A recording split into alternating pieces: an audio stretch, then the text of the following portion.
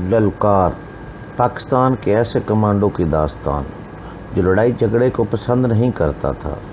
सियासत ने, हालात ने और पुलिस ने उससे उसका प्यार छीन लिया।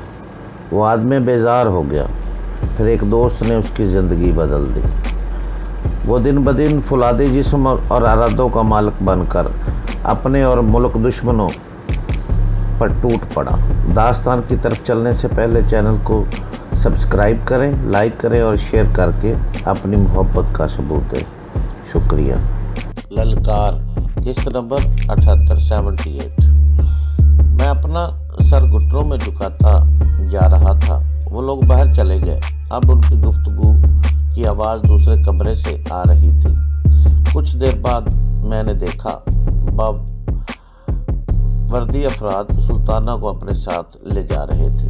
सुल्ताना ने बच्चा गोद में उठा लिया था और ओढ़नी सर पर ले ली थी। वो परेशान और दुखी ज़रूर थी, मगर हरासा दिखाई नहीं देती थी। कुछ ही देर बाद वो लोग सुल्ताना के साथ बैरूनी दरवाजे से बाहर निकल गए। गूंगा हाशिम भी उनके साथ ही गया था। 3-4 मिनट बाद गनी साहब अंदर आए। मैं चटाई पर लेटा गहरे गहरे सांस ले रहा था। गनी साहब के होंठ खुशक हो रहे थे। उन्होंने कहा कि वो लोग सुल्ताना को ले गए हैं। उसे तुम्हारी मदद की बहुत ज़्यादा ज़रूरत थी, मगर तुमने सब कुछ उल्ट दिया है। मैंने क्या उल्टा है? मैं किसी की मदद क्या करूँगा? मुझे खुद मदद की ज़रूरत है। मुझे बताएं मेरे साथ क्या हुआ? तुम्हारे साथ कुछ नहीं हुआ मनोज, तुम बिल्कुल ठीक हो।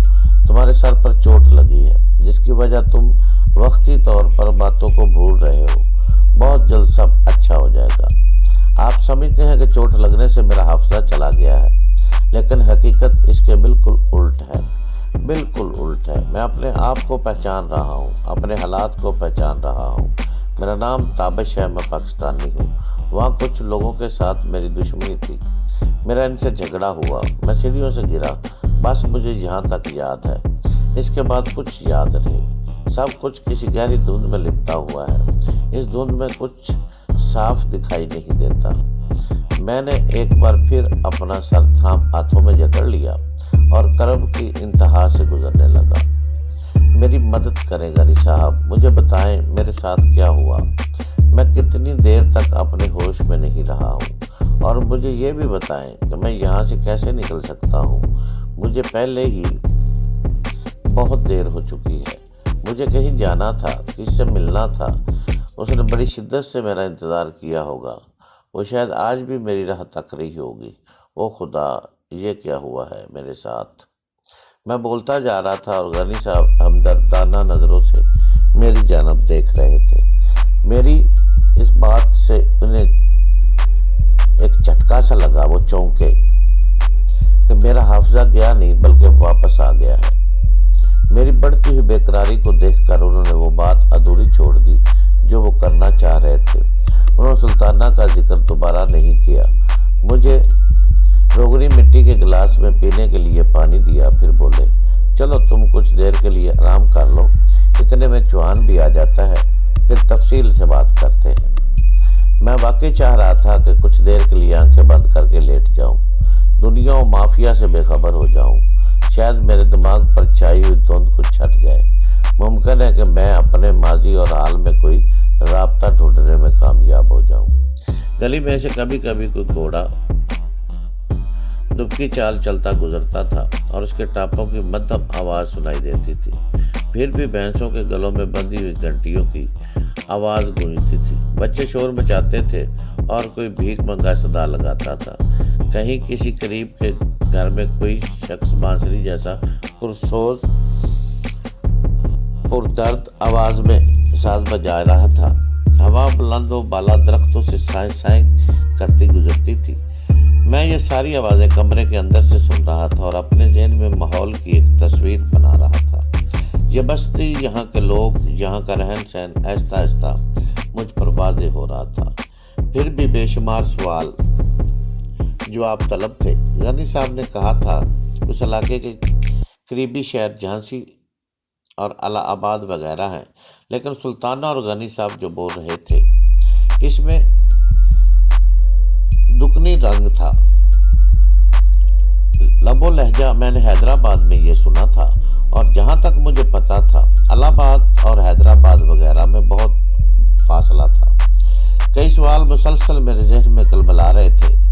مجھے یہ خیال بھی آ رہا تھا کہ یہ لوگ مجھے چھوڑ کر کیوں چلے گئے ہیں اس کھو میں۔ شاید میری حالت دیکھ کر انہوں نے مجھے ساتھ لے جانا مناسب نہیں سمجھا تھا۔ جلدی مجھے اس سوال کا جواب بھی مل گیا۔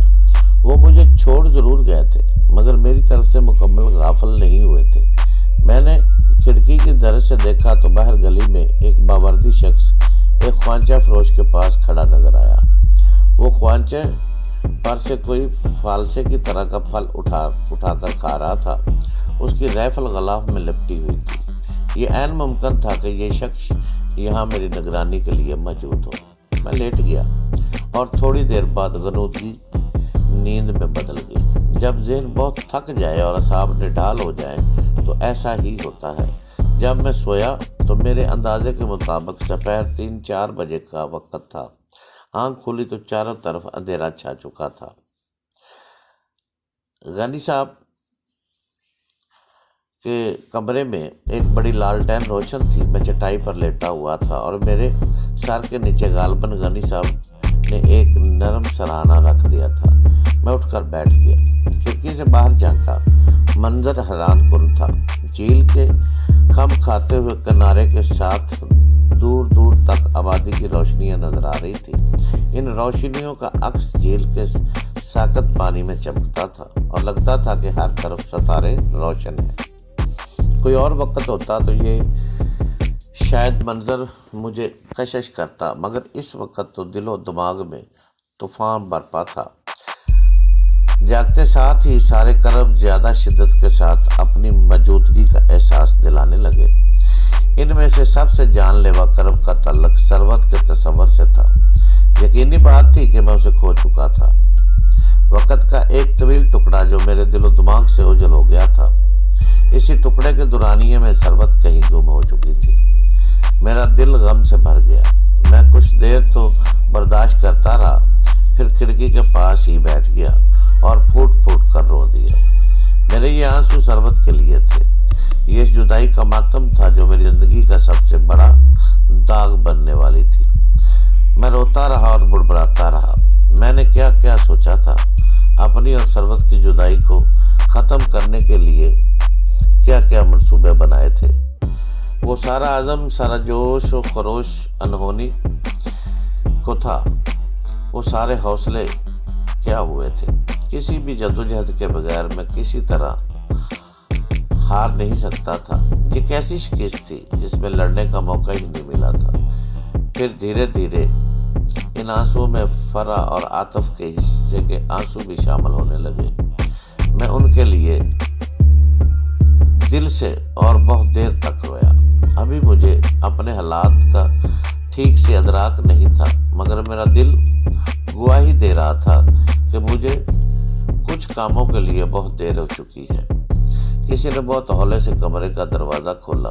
مجھے جاگتے ہوئے دیکھ کر اندر آ گیا۔ میرا خیال تھا وہ غنی صاحب ہوں گے، مگر وہ چوہان تھا۔ بے شک مقامی لباس میں ہی تھا، مگر وہ اپنی بول چال سے پڑھا لکھا دکھائی دیتا تھا۔ اس کے خط و خال بھی ظاہر کرتے تھے کہ وہ کہیں باہر سے یہاں آیا ہے۔ وہ متناسب جسم کا مالک تھا، آنکھیں روشن اور ماتھا چوڑا تھا، اور میرے پاس بیٹھ گیا۔ ملائمت سے بولا، بھوک لگی ہے تو کچھ تھوڑا بہت کھا لو۔ میں نے نفی میں سر ہلایا۔ اس نے کہا، شاید تمہیں یہ جان کر حیرانی ہو کہ میں ایک MBBS ڈاکٹر ہوں۔ کچھ عرصہ الہ آباد میں پریکٹس بھی کر چکا ہوں۔ میں نے چونک کر اس کی طرف دیکھا۔ شاید وہ ٹھیک کہہ رہا تھا۔ وہ بولا، میں تم سے جو کچھ کہوں گا اپنی جانکاری کے مطابق سچ کہوں گا، کیونکہ اس میں میرا کوئی مفاد نہیں اور نہ ہی کچھ لینا دینا ہے۔ میں آشا کرتا ہوں کہ تم مجھے اپنا ہمدرد سمجھو گے۔ مجھے بتاؤ، میں کس جگہ پر ہوں، کیسے پہنچا ہوں یہاں؟ کیسے پہنچے ہو اس کے بارے میں تو میں زیادہ نہیں جانتا، کیونکہ تم میرے پاس یہاں اسٹیٹ میں آنے سے پہلے ہی موجود تھے، میرے آنے سے پہلے بھی۔ لیکن اسٹیٹ کیا یہ کوئی اسٹیٹ ہے؟ میں نے حیرت سے اس کی بات کاٹی۔ ہاں، یہ ریئل اسٹیٹ ہے اتر پردیش کی دور دراز اسٹیٹ میں سے ایک۔ قانونی طور پر تو انڈیا میں راجواڑے، ریاستی اور جاگیریں ختم ہو چکی ہیں، مگر دور افتادہ علاقوں میں کسی نہ کسی طور ان کی حیثیت برقرار ہے۔ تم کب یہاں پہنچے تھے؟ آج سے کوئی 1.5 سال پہلے۔ بس میری کوئی مجبوری تھی جس کے سبب مجھے سب کچھ چھوڑ کر یہاں آنا پڑا۔ میرا دماغ سنسنا اٹھا۔ یہ چوہان نامی شخص 1.5 سال پہلے یہاں پہنچا تھا اور تب بھی میں یہاں اس جگہ موجود تھا۔ کیا تمہیں کچھ اندازہ ہے کہ میں یہاں کن حالات میں آیا؟ تم آئے نہیں، لائے گئے تھے۔ جہاں تک میری جانکاری ہے تم کو بڑے پنڈت مہاراج کی تحویل میں دیا گیا تھا۔ تم سے کوئی جرم سرزد ہوا تھا جس کی سزا تمہیں یہاں بدھ مندر میں بھگتنا تھی اور مقامی لوگوں کے عقیدے کے مطابق خود کو پوتر کرنا تھا۔ بڑا جرم؟ میں نے کیا کیا تھا؟ مجھے کچھ نہیں معلوم۔ میں کوئی ایسا کام نہیں کر سکتا۔ میرے خیال میں یہ کوئی چوری کا معاملہ تھا، بدھا کی ایک خاص مورتی کی چوری کا۔